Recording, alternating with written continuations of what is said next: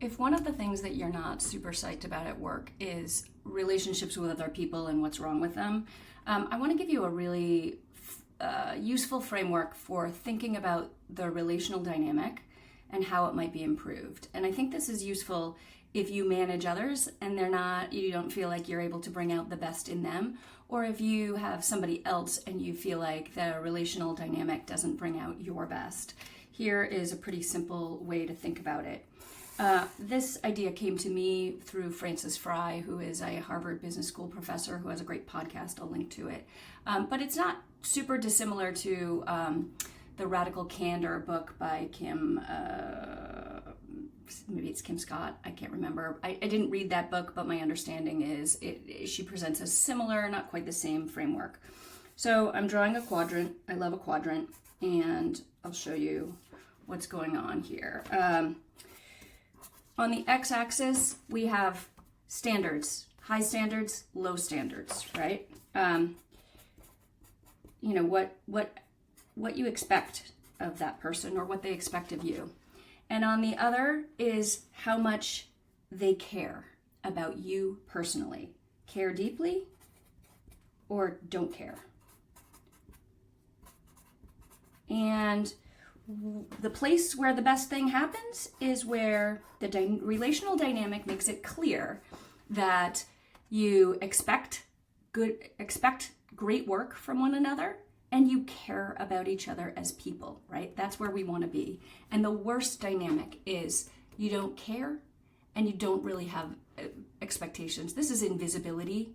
And I've said for a long time that inattention is not the same as disrespect, but it feels the same to the person who is being ignored. And then these are places where things can be possible, right? If you don't care about someone personally, but you communicate your high expectations, Kim Scott calls that obnoxious aggression. Another word for it is, Frances Frei calls it tough love, right? Where it's sort of like scoldy and I expect more from you, but there's no communication that like, and I think you can do it and I want you to do it and I'm rooting for you, right? That kind of warmth and personal caring and like, what is getting in the way? Because let's work on that because I know you can do this. And then you care, you love them, but you don't expect much from them. That's indulgence, right? We've met those spoiled children, those favorite children where people are going easy on you because maybe it's, they want the best for you, but maybe they don't really believe you're capable of it. We don't show our best selves to those people, and we don't get the best work from people where we are doing that showing.